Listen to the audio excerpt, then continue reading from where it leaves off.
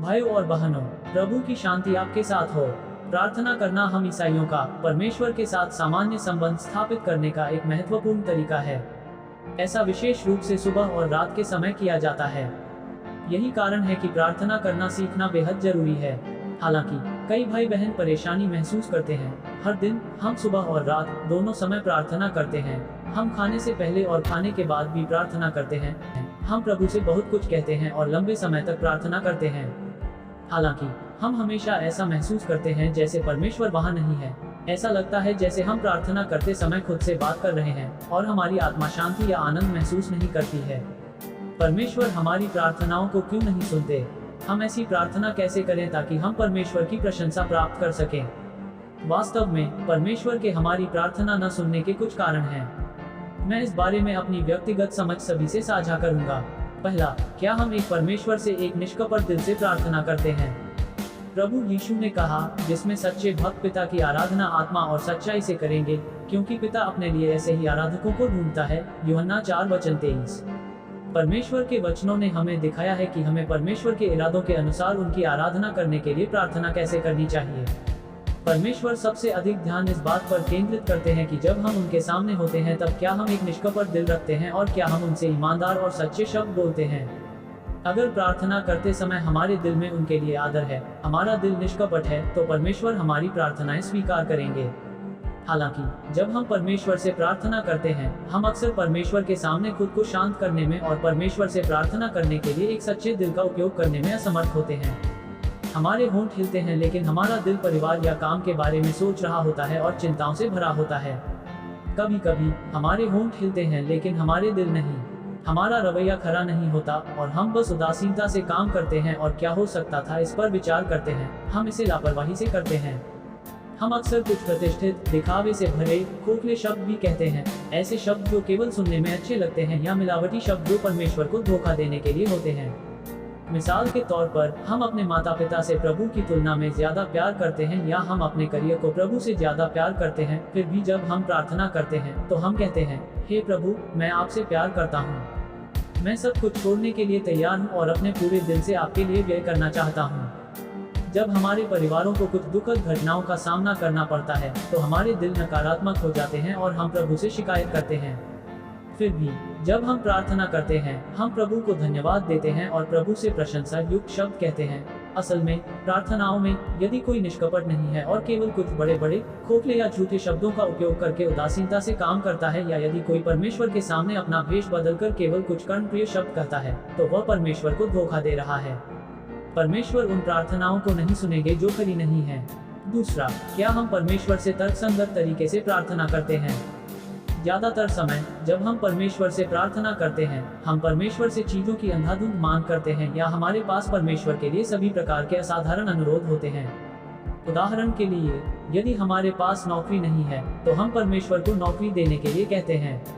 अगर हमारे पास बच्चा नहीं है तो हम परमेश्वर से हमें एक बच्चा प्रदान करने के लिए कहते हैं। अगर हम बीमार हैं तो हम परमेश्वर को अपनी बीमारी का इलाज करने के लिए कहते हैं। अगर हमारे परिवार कठिनाइयों का सामना कर रहे हैं तो हम परमेश्वर से हमारी मदद करने को कहते हैं। व्यवसायी लोग परमेश्वर से प्रार्थना करते हैं और उनसे आशीष मांगते हैं ताकि वे बहुत सारा पैसा कमा सकें। छात्र परमेश्वर से समझदारी और बुद्धि की आशीष देने के लिए कहते हैं। वृद्ध लोग परमेश्वर से बीमारी और आपदाओं से बचाने के लिए कहते हैं ताकि वे अपने अंतिम वर्ष शांति में बिता सकें। जीवन में चाहे हम जिन भी कठिनाइयों और परीक्षणों का सामना करें, हम कभी भी परमेश्वर की व्यवस्था के अधीन नहीं हो पाते। हम हमेशा आशा करते हैं कि परमेश्वर हमें हमारी परेशानियों से बचाएंगे ताकि हमें और पीड़ा नहीं सहनी पड़ेगी। हम हमेशा प्रभु से हमारी रक्षा करने के लिए कहते हैं ताकि हम खुश और शांतिपूर्ण रह सकें। इस प्रकार की प्रार्थना परमेश्वर की रचनाओं में से एक की परमेश्वर से की गई प्रार्थना नहीं है। इसके बजाय इसमें परमेश्वर से चीजों को मांगना और उन्हें हमारे विचारों के अनुसार चीजों करने को कहना शामिल है। जब लोग परमेश्वर में विश्वास करते हैं तो वे आशा करते हैं कि परमेश्वर उनके सभी अनुरोधों और इच्छाओं को पूरा करेंगे। यह मूल रूप से परमेश्वर के साथ व्यापार समझौता करना है और इसमें विवेक या तर्कसंगतता का एक कतरा भी नहीं है। इस तरह के लोगों में परमेश्वर के लिए वास्तविक विश्वास और प्रेम नहीं होता और न ही वे वास्तव में परमेश्वर की आज्ञा का पालन या आदर करते हैं, बल्कि वे अपने लक्ष्यों को प्राप्त करने के लिए परमेश्वर का उपयोग कर रहे हैं।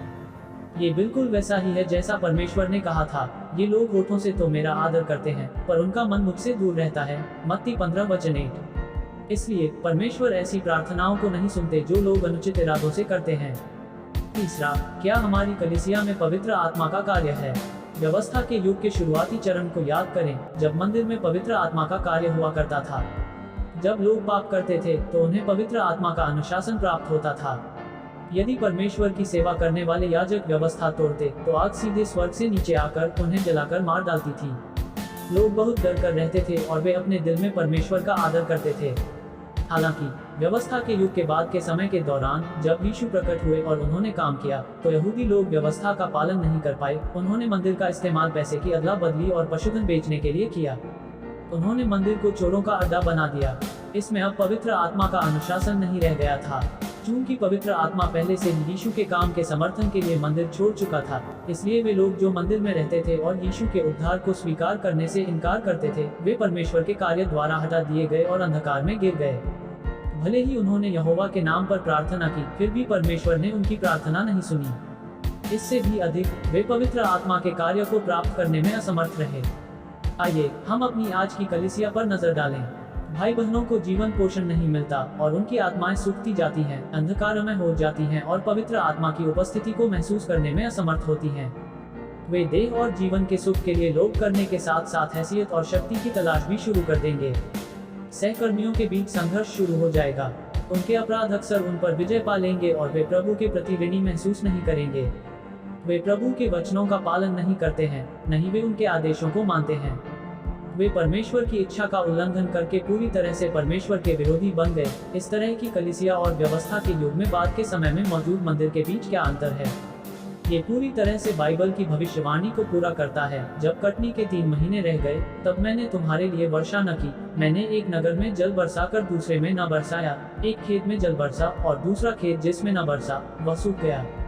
इसलिए 2-3 नगरों के लोग पानी पीने को मारे मारे फिरते हुए एक ही नगर में आए, परंतु तृप्त न हुए। तो भी तुम मेरी ओर न फिरे, यहोवा की यही वाणी है। आमोस 4:7-8। वास्तव में परमेश्वर ने अनुग्रह के युग की कलीसिया को छोड़ दिया है। बहुत से भाई बहन ऐसे हैं जिन्हें लगता है कि कलीसिया में पवित्र आत्मा का कार्य अब नहीं रहा तथा परमेश्वर ने हमसे मुंह मोड़ लिया है। तो ऐसा कैसे संभव है कि हमारी आत्माएं न सूखें? परमेश्वर हमारी प्रार्थनाएं कैसे सुन सकते हैं? ऊपर वर्णित 3 परिस्थितियां वो मुख्य कारण हैं जिसकी वजह से प्रभु हमारी प्रार्थनाओं को नहीं सुनते। हम केवल इतना कर सकते हैं कि हम प्रभु के सामने आएं, उनके इरादों की तलाश करें और इन मुद्दों पर विचार करें। हमें इसकी भी खोज करनी चाहिए कि प्रभु से कैसे प्रार्थना करनी है ताकि वे हमारी प्रार्थना सुने। ये वो सत्य है जिसमें हमें तुरंत प्रवेश करने की आवश्यकता है।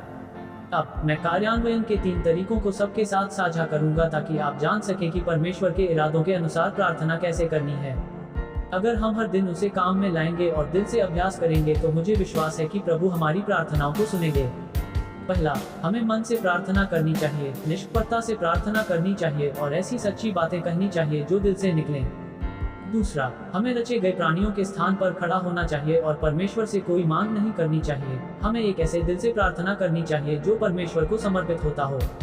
तीसरा, अगर हमारी कलीसिया में पवित्र आत्मा का कार्य नहीं है तो हमें तलाशने के लिए प्रार्थना करनी चाहिए।